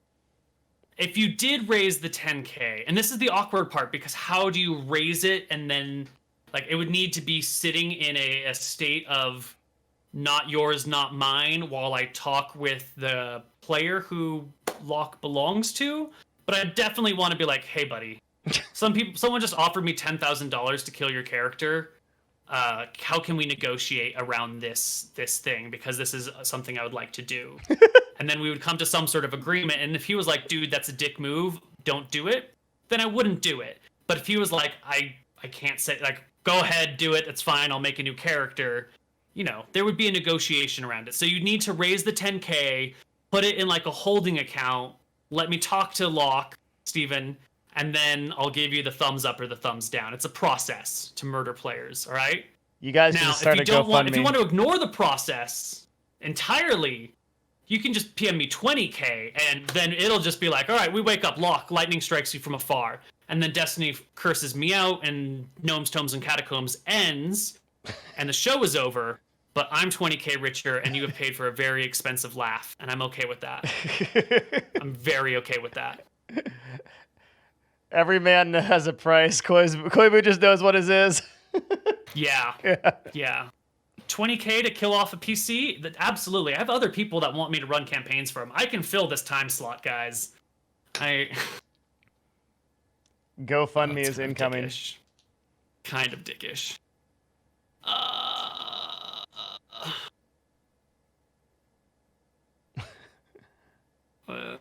Let's see. Could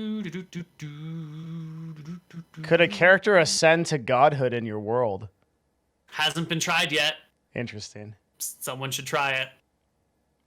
New mission for the gnome, dude. I think that makes sense for like a god of knowledge, like a silly gnome that just answers in like riddles and.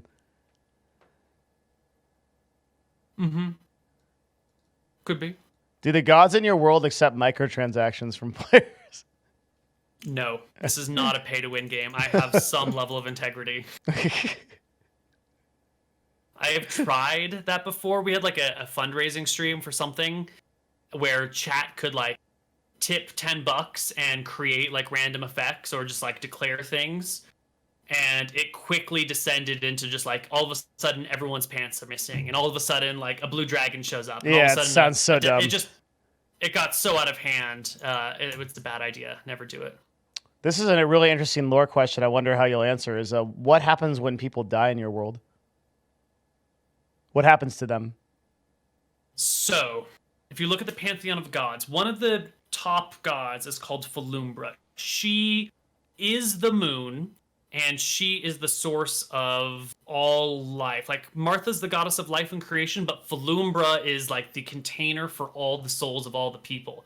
So when you die, your soul travels across the world to a place where there's a border, and the soul can go down this giant well pit thingy and end up back at the moon, and eventually gets recycled into a new soul somewhere down the line. Probably not like intact as a single unit, since a soul is a divisible unit. We tend to use human souls as a unit of measurement, but it can be broken apart.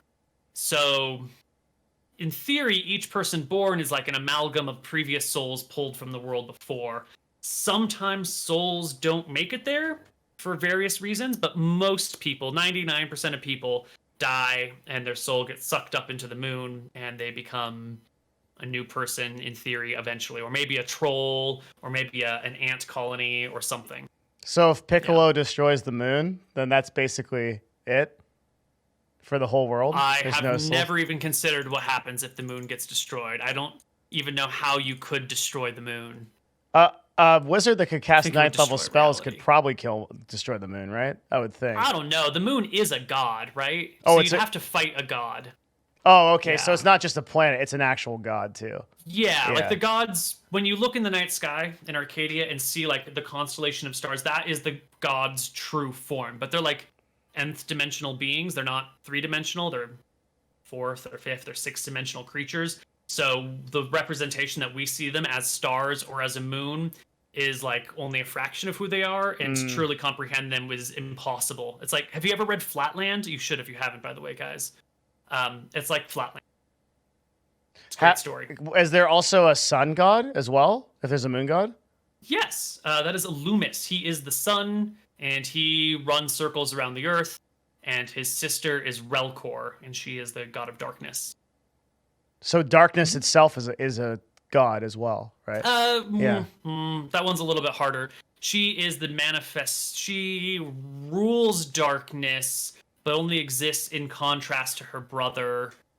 That area is a little bit more sketchy. So is there not well understood? Is there a hell also? Like because these demons come from a place. So is there I know in traditional 5e, like hell is a really important place. There's a city, right? It's Dis. There's Asmodeus. There's very powerful demons who have significant roles in the world. There is not really a sense of hell. It's not like a place where you go if you're bad. So the question as to where these demons came from is a very interesting one. And there's written lore about it somewhere. I try not to promote it because I like it when most people don't know where they came from. But if you scrounge hard enough, you can find the demon information right there in chat. You want me to delete that? No, it's fine. Okay. It's fine. Okay. It's fine. I will not click the link for you, I promise. Yeah. It's all right. Whatever.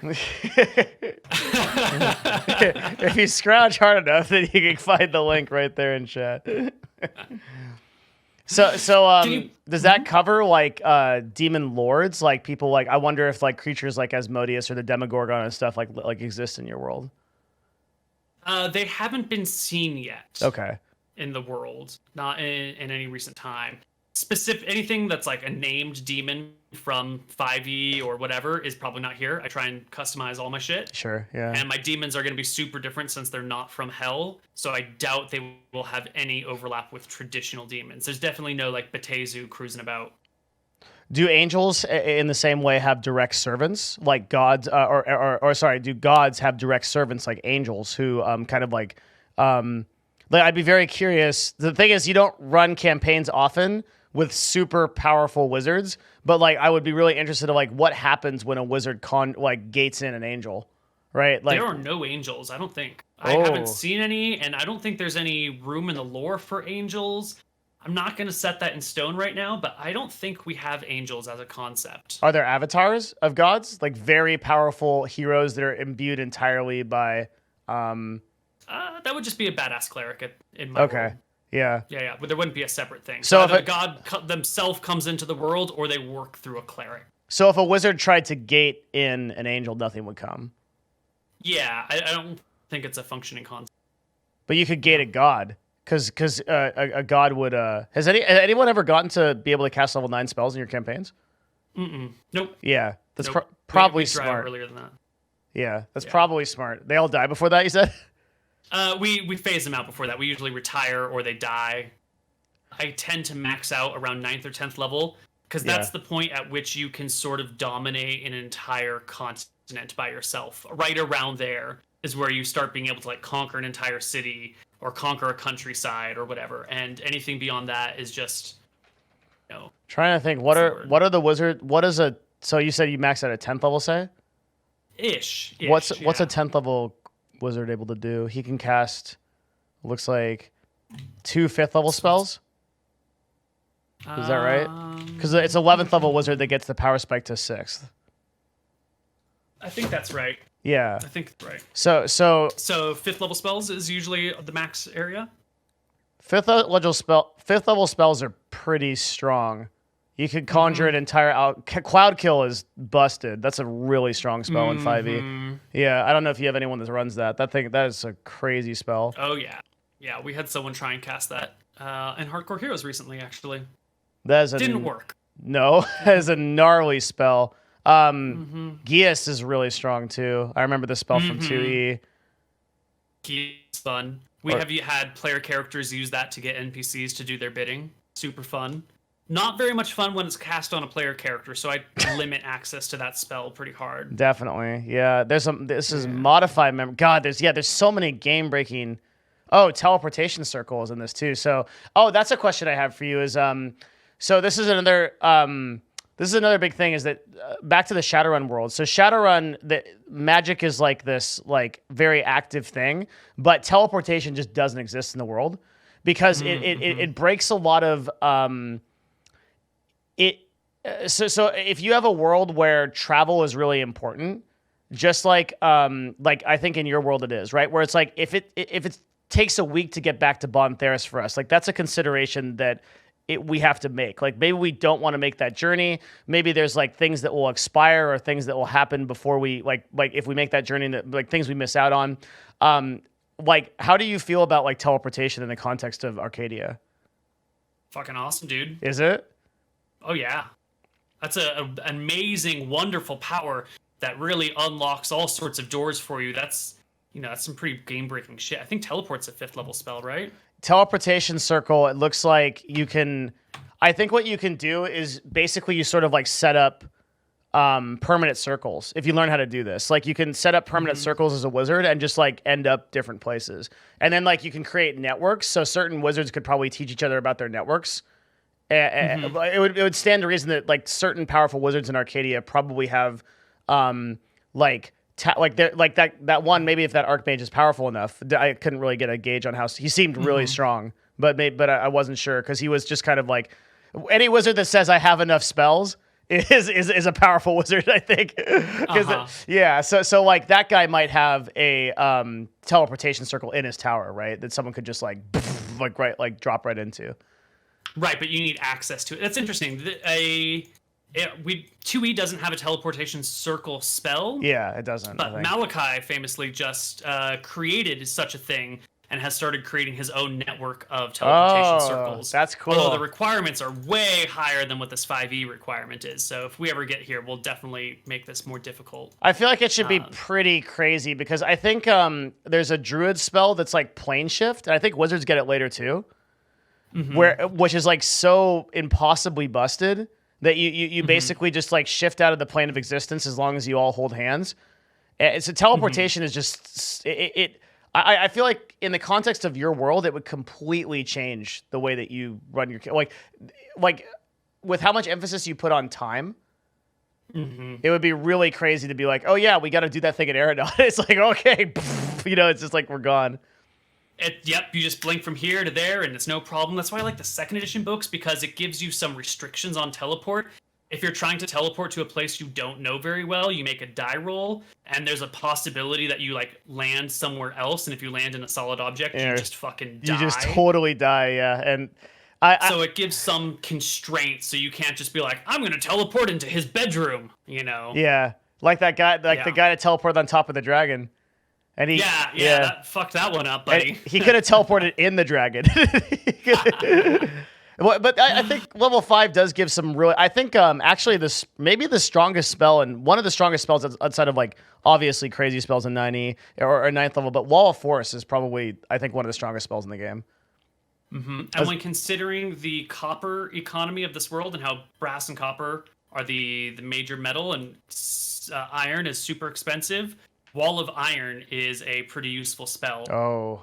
If you can then find a way to break up your permanent iron wall into smaller bits and melt it down, you can start just like, it's basically a wall of money that you have to melt down. Well, creation can create infinite gems in theory, right? I'm not familiar with the 5e spells. It's creation busted. Yeah, it's pretty crazy. You can create a permanent stone or crystal, precious metal, gems, adamantium or mithril in 1 minute. Yeah, it's ridiculously good. Sick. Yeah. So you could create a 5-foot cube of adamantium.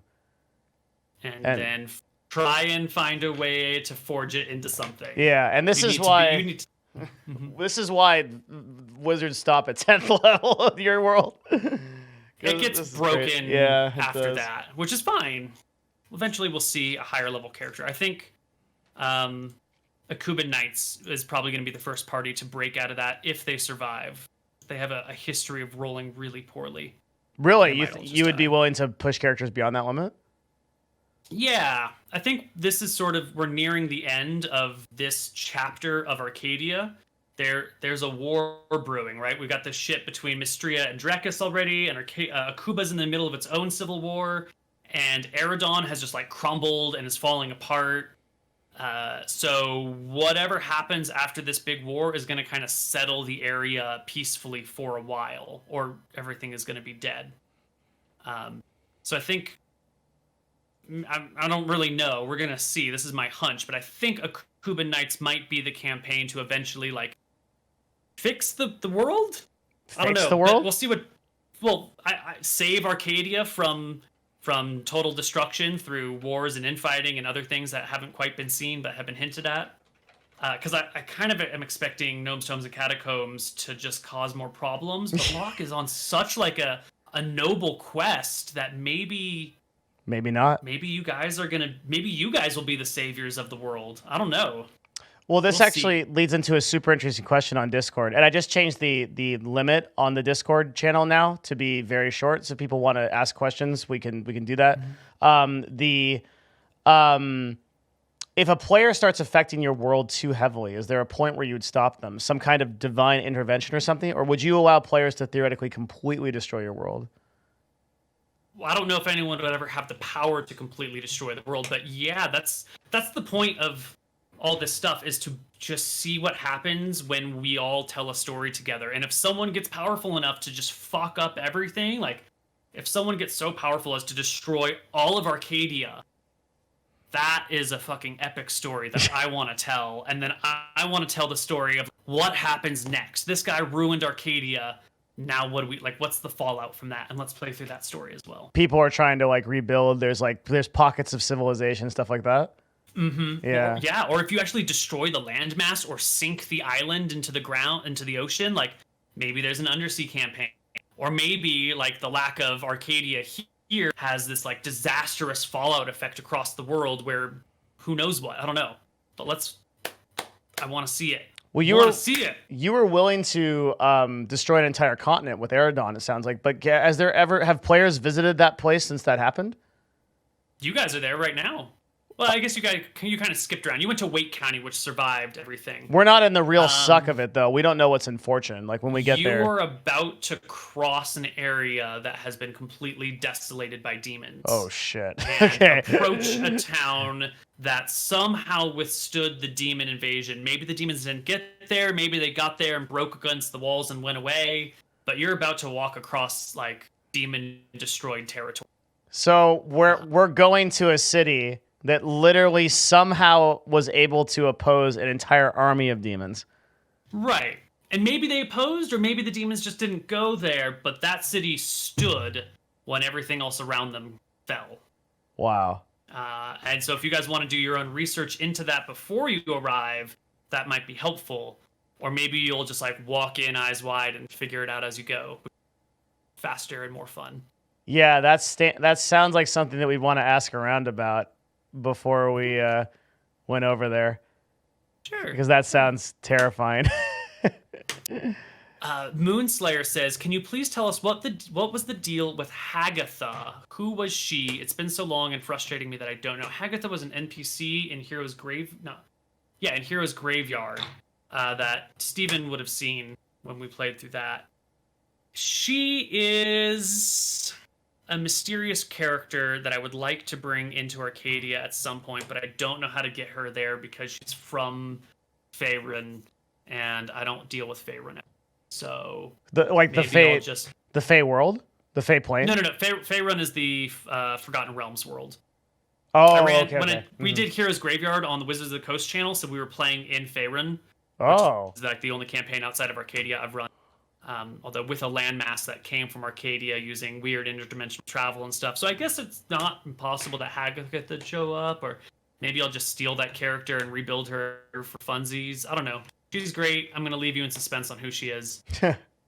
Brutal. Is there any reasonable atheism or agnosticism in your world? I don't think so. Because the gods are extremely real. Like, there is magic that they do. They heal people. They kill people.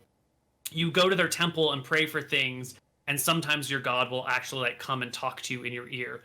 So if you wanted to be atheist or agnostic, you would sort of have to go out of your way to do it. I think it would be more of like a personal denial like trying to live in denial of the truth of the world rather than anything else. They exist as provable fact repeatedly. So this question brings out the mage nerd in me. Is there any instance of epic magic beyond 9th level ever being used in your world? Yeah. Frozen Frontier just sort of finished up recently, and near the end of that, we saw we got a glimpse of this magical item that these fucking scrags made that essentially was like an orb that could conjure things from one place to another and bind them to their will and then whatever. And this orb was then used to open a portal to some sort of other dimension and froze over the entire continent of Caledonia. Oh. And it went from being a lush, verdant green area to like an entire icy wasteland. Killed every human on the... Didn't kill every... Froze them in place and time and just let them melt from the inside out. Completely ruined the world. And the gods had to like grab their favorite creatures and like protect them and put them in hiding and change them in order to survive in Caledonia. It's not on the map that you're looking at. Well, I was thinking of the Talons. You mentioned there was a permafrost event there. So was that similar? Yes, with a little bit of spoilers, the Talons and the Frostlands, like right near Bondundasir, that is like the extent of the cold from the island to the south that reaches up this far. So at the end of Frozen Frontier, when, spoilers, that shit is removed from this area, that area will cease to be frozen anymore and will thaw out. That's crazy. So yes, we do have epic magic. I mean, also the Crown of Domination is pretty epic magic. If you can put that on someone's head, you can control a person. So put it on a king, all of a sudden you run a kingdom. Put it on a whatever, you run a whatever. But you haven't. You need the Philosopher's Stone to activate that, right? No.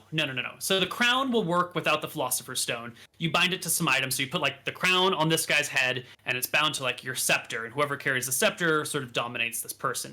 The Philosopher's Stone is added into that to amplify the power of the crown, to break out of the normal restrictions that it would use.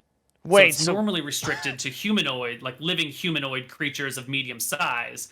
But with a Philosopher's Stone, you could probably control undead. You could control giant, like bigger things. You could maybe even control a dragon. Who the fuck knows? Wait, so we have an insanely powerful magical item on us right now that we don't even know about.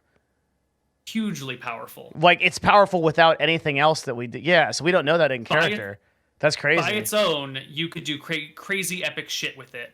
God, I wish I could use that IC. God, that's insane. Philosopher's Stone, it's almost limitless, right? And I think this knowledge helps understand why there are these tombs with these incredibly dangerous creatures in them that are marked on this map. Yes, it does.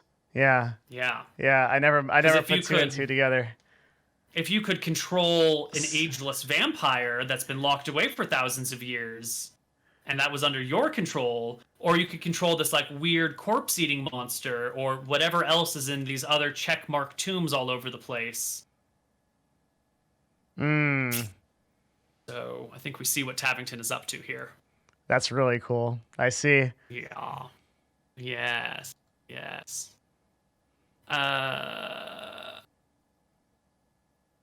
Okay.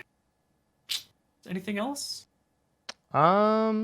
Anything else? Put the crown on Captain Barbo and get him to behave. It'd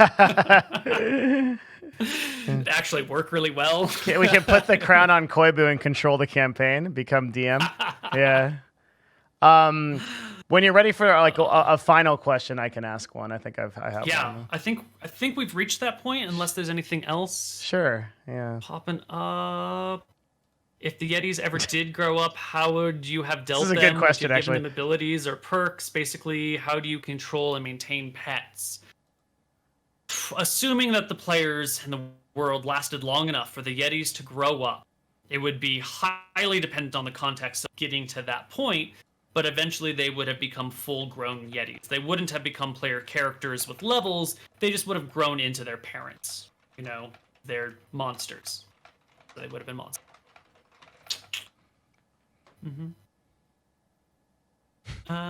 Let's Let's see. Would the Crown of Domination work on a god? Go ahead and theory craft the shit out of that one. Yeah, try it I'd love out. to see what you have to say. As Matthew Mercer would say, you can certainly try. One of my favorite DM quotes. Which I think is one of the cool things about your world. Also, is I think a lot of times like players will look to a DM and be like, "Hey, like, so what are we doing now?" And you'll just be like, "I don't know. What do you want to do?" You know, and it's such a great thing because it just opens up so many possibilities in the world. Yeah, it can be a little hard, I think, for some players to answer the question, "What do I want to do?" Sometimes you just don't know what you want to do, and you need a DM to be like, "Here's a storyline to get you going." For sure, yeah. Yeah, but this party, the Gnomes, and Catacombs party, has done a really good job of setting their own story, and that's really what I prefer. I really like the player-run campaigns where you have the goal that you want to achieve, and it's not the DM saying, "This is your goal." Yeah, you know, that's the heart and soul of the game. We even argue about, like, we had like in the break, we had this like a huge argument about like Koibu, when you were AFK for a minute.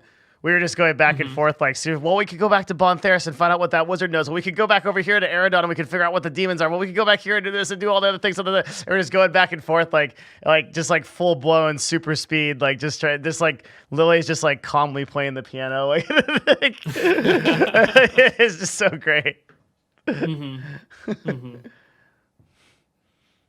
All right, one last question, I think. Hold on. Could you dominate the greater red dragon from Mystria? Try it.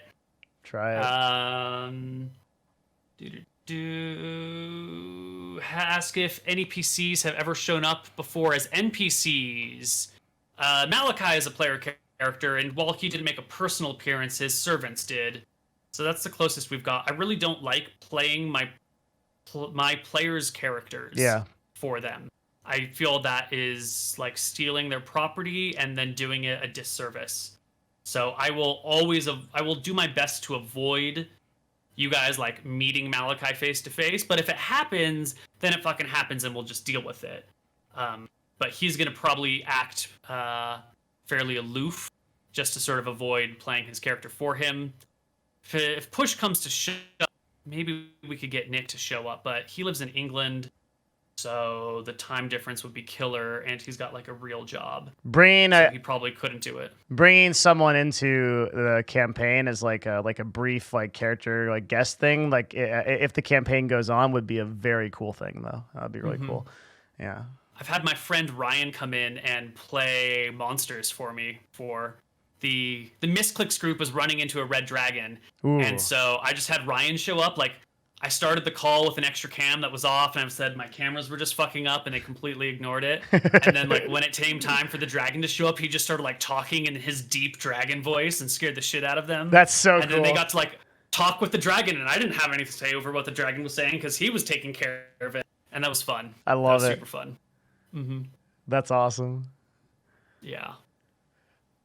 Well, why don't you do it? Yeah, I have a question for you. I think it's a good way to wrap everything up, and just as a kind of like a personal question, but also I think something that everybody would want is like, where do you want to go with this? I mean, this is your full-time job. You've now been doing this you've been playing D&D for 20 years. You've been full-time for how long? 5 or 6. 5 or 6 years. What do you want to see happen with Arcadia? And like, what are the people, the hundreds and now thousands and thousands of people that have watched and will watch your campaigns? Like, what kind of feeling do you want to give them? Like, why do you do this? Like, what's your inspiration, and where do you want this to go? I did this because it fell into my lap coincidentally, and it was just too good of a job to quit to go get a boring office job. Yeah. And it's taken until maybe last year for me to, like, maybe 2 years ago, for me to, like, sort of figure out what I wanted to do. And I think what I want to do, and I don't even know, I want to tell the story of a whole world. And I want that to build over time. And I want to, like, in 20 years, if I'm still doing this, if the world's still standing in 20 years, the real world, The real world, yeah. There's a higher chance of us actually ending the real world before we end Arcadia for sure. Right. Yeah. If we're all still around, I want to have a campaign where something's going on and like the new person pops in, like, oh, this is pretty cool. Oh, what's this event that they're talking about? And then have them be able to be like, oh, it was created. Oh, here's an entire campaign about this one like footnote of an event in this storyline, and then like be able to go back and back and back. And I want to see an entire world develop slowly over time, and I want to build an entire world slowly over time. And I think that's really fun for me because essentially we have like an extended cinematic universe with 12 hours of content created every week. So it's like, 4 Marvel movies of a much lower production value, maybe higher quality. Marvel movies kind of suck these days. Yeah, I agree. Same thing or whatever. Yeah. Like, it's essentially like an extended cinematic universe that you get to watch unfold all the time. It's like a badass D&D soap opera. So I'm really happy doing this, and I would love to have like this deep, rich history that people can later go back and explore and develop and uncover, and I guess. Yeah, that's my answer. I think you inspire people, Koibu, and I love what you're doing, and I think I speak for everyone, honestly, and just truthfully, like you inspire me, and I'm so lucky for so many reasons to be a part of this campaign, and it's such an honor to be playing with you every week. I'm just like, I not only I do full-time streaming, I also work at Nerd Fusion as a CMO, and it's 2 full-time jobs. So like I stay in the office. I'm still in the office right at midnight, and I'm getting up in the tomorrow morning. And it's been such a joy for me to be a part of this with you and to do this journey with you. It's such an honor to play under a DM of your caliber. Thank you so much for all the work that you've put into this world to make it come alive, and I hope its story is told for years to come. Thank you. You're far, far too kind. I'm just like a nerd who fell into playing a bunch of D&D. I'm sure you would be the exact same thing if you were running your own campaign. Thanks, man. I'm really glad you came on. My pleasure. Awesome. Okay. See you next week. You shall, for episode 13 of Gnomes, Tomes, and Catacombs. Look. All right. Thanks. All right. I'm just gonna go then. Yeah, I guess that's how this works. I'll close us out, and then if you want to stay on for the closing, we can do that. Yeah, I'll stick do around. it. I ain't got shit to do. Yeah. Guys, that's our episode. I'll post a highlight here, and I'll definitely make sure this finds its way on YouTube. If we get some claps in chat for Koibu, and I saw a bunch of hearts. Thank you guys so much for coming out and watching this with us. I actually think that episode 12 was like 1,000% the best episode yet, and it just gets better and better every week, and it's so awesome to see you guys supporting the show and to have so much passion around the characters and everything that's going on. We're just so happy to be here doing this for you guys, and I know I speak for everyone. I think the energy at the end of the call with all of the players and Koibu was that it was just really this like entire kind of gratitude that things are really coming together, and it just is as fun for us as it is that we hope for you in watching it. So that's it. Yeah. We'll be back next week. Just also real quick, just a couple of things. I actually do a live Discord of the show. We do like a chat room in discord.gg/mylixia. Koibu's Patreon here, I'm going to link to. Again, Koibu does this full time because of you who support him to enable him to do this, and that's his Patreon link right there. Please do give him some support if you like what he does, and he does multiple shows and does this all the time. It's awesome. I actually.